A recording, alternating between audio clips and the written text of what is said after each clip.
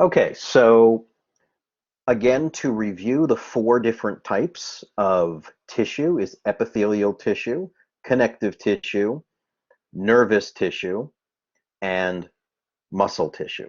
We're going to be looking at connective tissue now. So if you think back to epithelium, epithelial tissue was composed of a bunch of cells closely packed together with very, very little extracellular matrix. When we talk about connective tissue, this consists of cells that are widely spaced apart. They're separated by something called extracellular matrix. We can abbreviate that as ECM, extracellular matrix.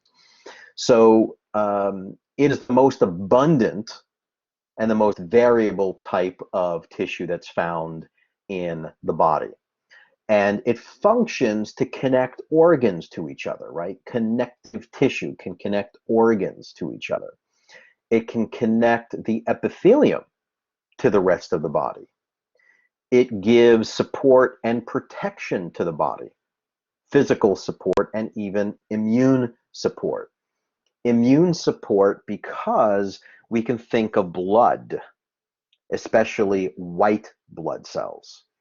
White blood cells are part of the immune system. They help fight bacteria and viruses. When we think of white blood or we think of blood, I also think of antibodies. Okay, that's part of our immune system, so it helps to protect us.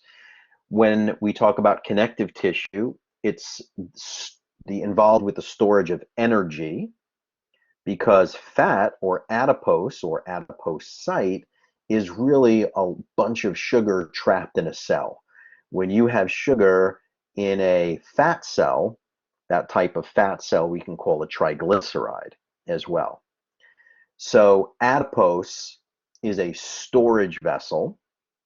It can store sugar, we call it triglycerides. It can store toxins as well. And that's a very, very important feature of fat cells. They store toxins.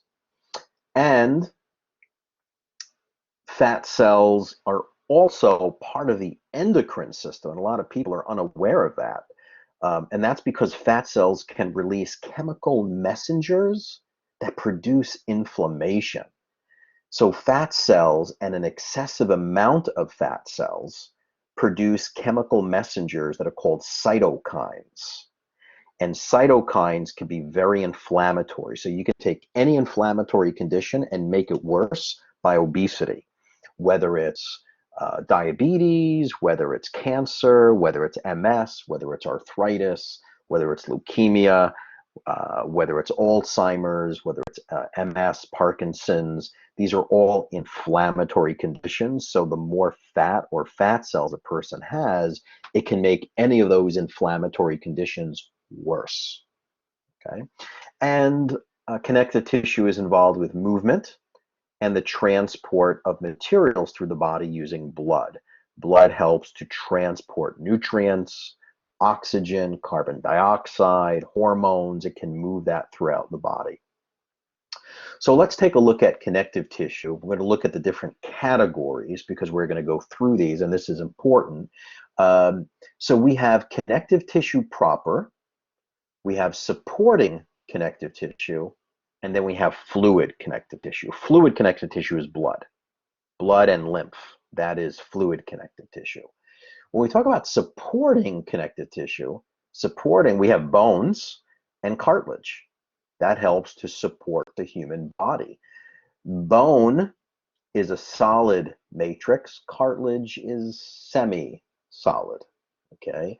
The solid matrix of bone is called compact bone. The inner part of the bone is referred to as spongy. Compact is fully solid. The compact bone has a histological portion of it called an osteon. The osteons are really, really important part of bone.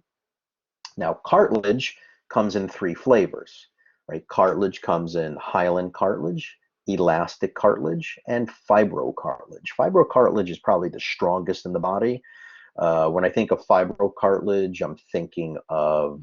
um, I'm thinking of the intervertebral discs, right? When someone has a herniated disc or a bulging disc, those discs are fibrocartilage. They're really, really strong.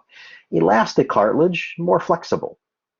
We have elastic cartilage um, inside the ear and the eustachian tube, in the back of the throat. We have it in the ear, the nose, the lungs. Hyaline cartilage is found in between the joints. So where two bones come together, like the hip joint, where the femur and the acetabulum come together, is hyaline cartilage.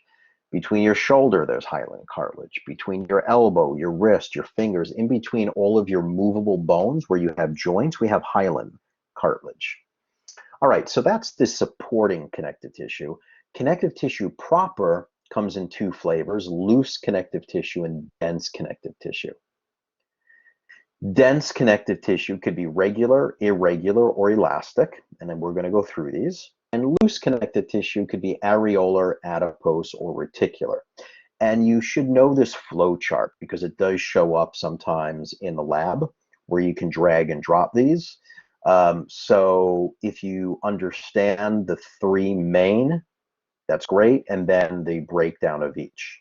Okay, so let's look at the connective tissue proper, right? So we're looking at this one here, and then we'll go to dense. So the loose connective tissue proper, we have areolar, adipose, and reticular. Areolar is kind of important because it provides that padding that separates the skin from your muscles, right? So if you were to grab your forearm and you pinch the skin on the lateral side of your forearm near your brachioradialis muscle, when you pinch your skin, you can separate the skin from the brachioradialis muscle. That's due to this areolar loose connective tissue. And it's made up of elastic and collagen fibers. Collagen gives the tissue more strength and stability, and elastic gives it a little bit more of its flexibility, like a rubber band. Adipose is loose connective tissue. These fat cells have a nuclei that's not centrally located, but the nuclei are off to the periphery. The interesting thing about fat cells, I mentioned earlier that they store toxins, and this is why you don't see like morbidly obese insects or morbidly obese spiders or a morbidly obese mosquito, right? These insects don't have fat cells. And that's why herbicides and fungicides and pesticides kill these insects. When these farmers spray these carcinogens on their crops and insects try and eat the plant, they're ingesting that toxin, the herbicide, the fungicide, the pesticide, and they don't have fat cells. So it goes right to its neural system and it kills it.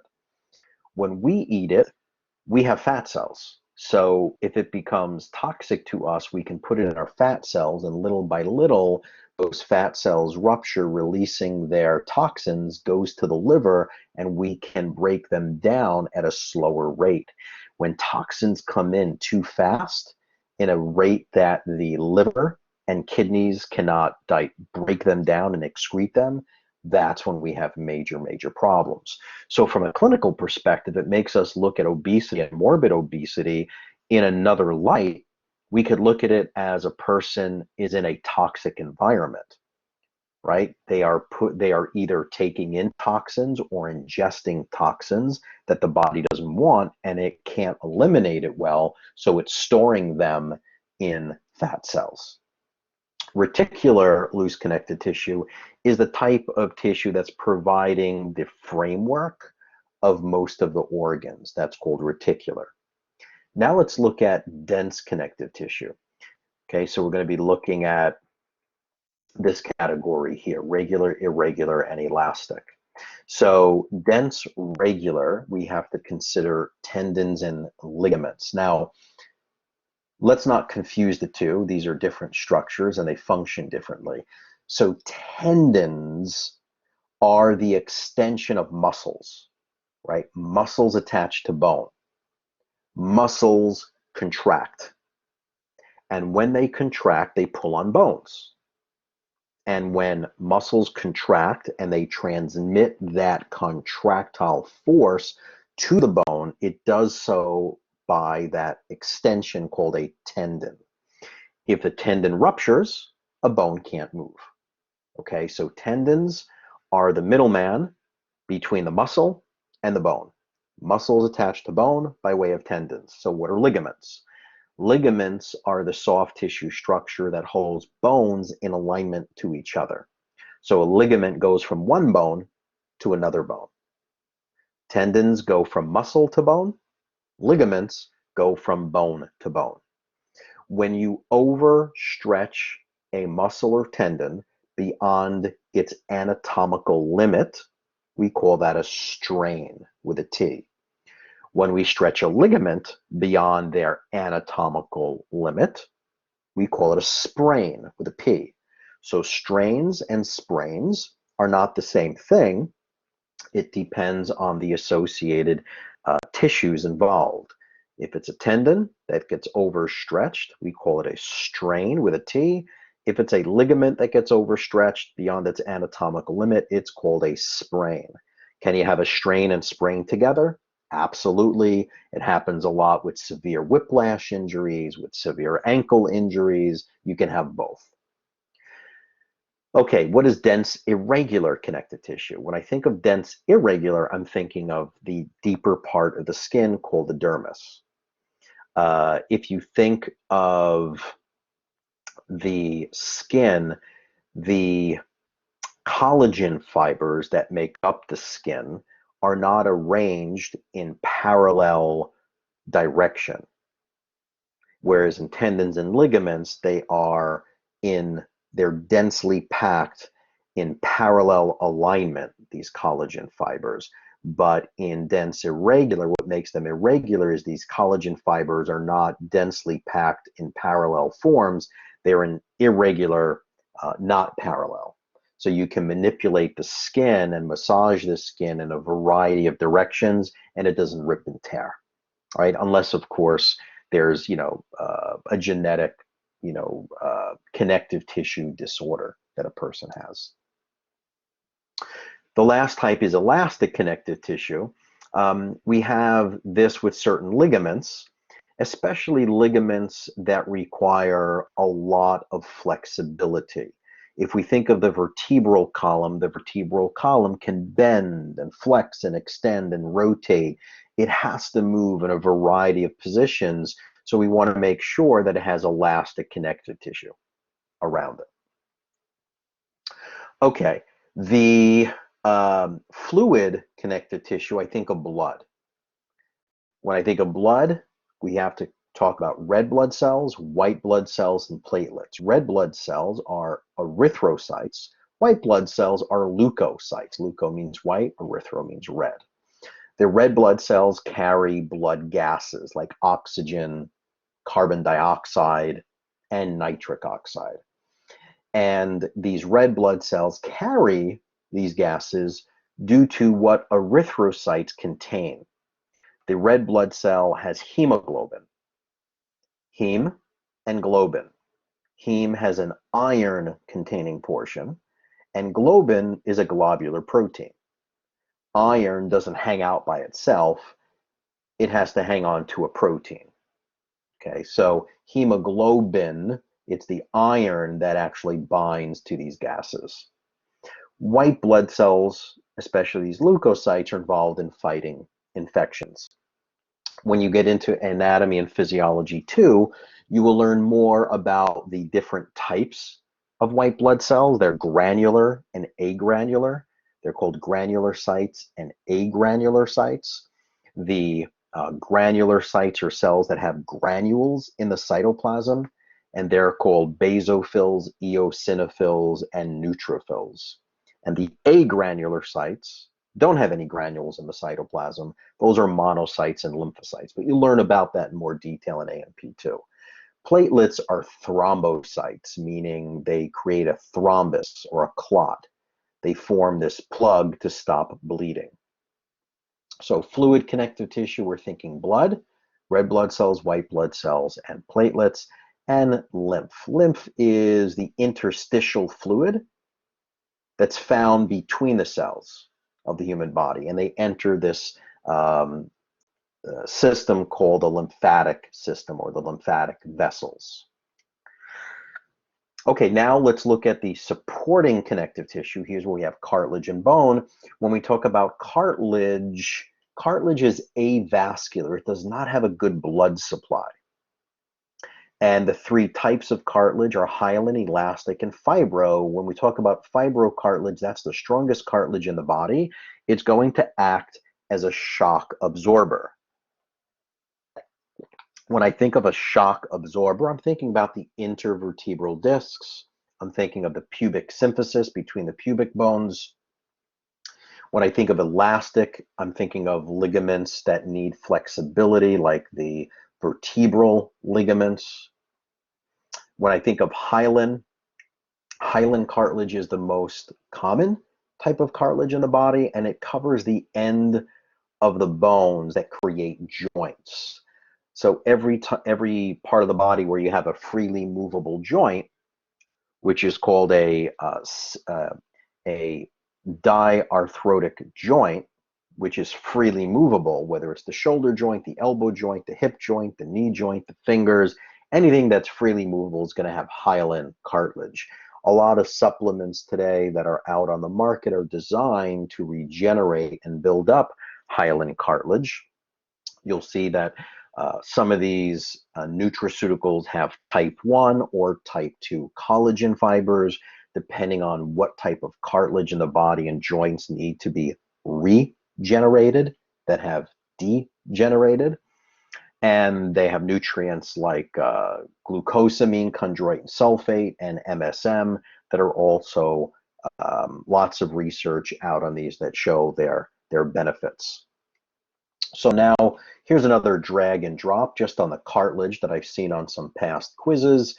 Blank is composed of a network of branching elastic fibers. Best choice, elastic cartilage. Composed mainly of type 1 collagen fibers that form thick, parallel bundles. So remember, fibrocartilage is the strongest cartilage in the body. So it's a thick, parallel bundle. That's fibrocartilage. When you have type 2 collagen fibers that does not form thick bundles, that's hyaline cartilage, which is why these degenerate, because it's thinner. Hyaline cartilage is thinner. So we want these type 2 collagen fibers to try and rebuild the hyaline cartilage. It takes a while for those that are getting into whether it's orthopedics or PT or pre-chiro or nursing. It's important to communicate the message to patients where they don't get frustrated when they're using these supplements or these nutraceuticals. They may get discouraged because they may go through 1 or 2 bottles and not quite see the benefit yet. You have to remember that cartilage is avascular, so it takes a while, right? If there's no blood vessels going to it, it does take a while for the nutrients to diffuse from the adjacent structures into the cartilage. Okay, so when we look here, we have to look at what is this highlighted blue structure. So this blue structure, when you look at this picture, it's a bunch of cells that are not closely packed together. So what we see here, these are hyaline cells. This is hyaline cartilage, but it's not asking what are the cells, it's asking what is the blue stuff surrounding the cells. So this is extracellular matrix. So it's the matrix of hyaline cartilage here. Whenever you see these cells that look like raindrops, that's hyaline cartilage, but they're asking for the matrix here. So when we look at bone, is made up of like the outer protective part of the bone is called the periosteum. So where do muscles attach to bones? To their periosteum. Where do ligaments attach to bones? To their periosteum. The osteon is the key structure that's associated with compact bone. And I'm going to show you what these concentric lamellae look like in terms of osteoblasts and osteoclasts and osteocytes. These are main type of bone cells. Osteoblasts with a B are building up bone, whereas the osteoclast with a C, the osteoclast, is breaking down bone. When we look at parts of the body, any part of the body has to be built up and then it breaks down, and then it builds up and then it breaks down, whether it's skin, whether it's hair, whether it's nails, whether it's red blood cells. These things are formed, but then they have to break down and your body has to make more. So the osteoblasts are building up matrix, whereas the osteoclasts are dissolving the matrix. So you have this anabolic state and a catabolic state where you build up and break down. So the osteoblasts are forming matrix, and as it forms this matrix, think of the matrix as like cement. It's calcium salts, and these calcium salts are going to mineralize, or they're going to calcify.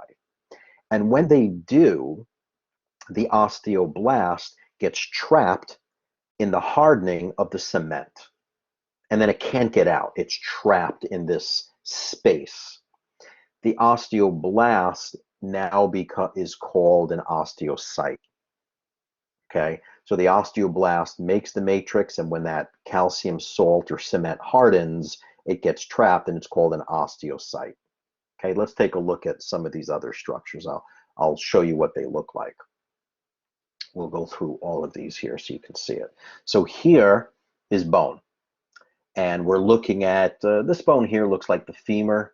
It looks like the head of the femur, and then it's the distal part of it.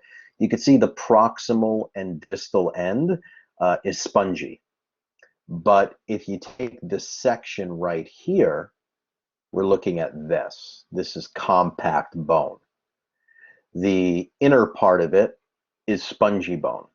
Right? It looks like it has all these trabecula in here. This is spongy. This is all compact. The distinct structural unit of compact bone is what is called an osteon right here. This entire thing is an osteon. It looks like a tree that was cut down, and it has all these concentric rings. All of these concentric rings are called lamellae. Lamellae. These are concentric lamellae. Okay? When we find them between cells, right? So here's an osteon with concentric lamellae. Here's another osteon with concentric lamellae. Here's another osteon with concentric lamellae. What we see these leftover lamellae here between them, these are called interstitial lamellae. And remember how I said osteoblasts build up bone? An osteoclast breakdown bone? Well, here, this is a remnant of an osteon that needed to be broken down. So you're left with these interstitial lamellae. Notice that bone is highly vascular. We have arteries, veins, and nerves, and they run through this central canal, also known as a haversian canal. That's why when you break a bone, they can bleed. They need to be vascular. How else do we bring nutrients into bone and store it? Or how else do we bring nutrients out of bone to release it into general circulation? Notice the outer layer of bone is called the periosteum. That's where muscles and ligaments attach. And then the inner part of the bone is called the endosteum. Okay, and they're made up of these trabecula. That's what makes it spongy in here. Okay, so that's a little bit about compact bone. This is just a bone model showing all the same structures. So in number 1, we're looking at spongy bone. Number 2, we're looking at compact bone. That's this section from here to here. This is all compact. Number 3 is periosteum. That's the outer layer of the bone. If we look at number 6, these are osteons. So here's number 6. It's pointing to this one osteon. Here's another osteon. All of these are osteons. Right in the center, we see the number 9 right here. This is the central canal or Haversian canal, where you have your arteries, veins, and nerves. If we look at number 7, each of these are concentric lamellae. All of those are concentric lamellae. And then in between, like if we look here, these are interstitial lamellae. They don't form complete circles. These are remnants. If we look at number 10, interstitial lamellae here, these are remnants of old osteons that were broken down by osteoclasts. Okay? So here, what is this blue structure? When we look at this, we'll say, oh, it looks like a tree that was cut down, right? So this we know is bone, but what type of bone? This is compact bone. Compact bone has osteon. Now, when we look at these highlighted blue structures here, that's these. So in these hollowed out spaces, these are called lacunae. A lacuna or lacunae is where an osteoblast got trapped. Remember how I said an osteoblast with a B builds up extracellular matrix? When it pushes out the calcium salts and it mineralizes or calcifies, that osteoblast gets trapped within itself. It gets stuck. So this is that area where it got stuck. That's a lacunae. What's in there? Now that osteoblast became an osteocyte, but the area is called a lacunae. There are extensions that come off of these osteocytes, these black lines. They look like finger-like or spider-like extensions. Those are called canaliculi. Canaliculi. Okay, one of the things that are unique about connective tissue is that connective tissue is vascular, except cartilage, tendons, and ligaments. Cartilage has probably the worst blood supply. Tendons probably have the best, and ligaments probably second place. So tendons have the best, ligaments, cartilage the worst. Okay. Okay, when we come back, we'll talk about muscle tissue. So we finished epithelium in one video, and now we finish connective. We'll talk about muscle coming up.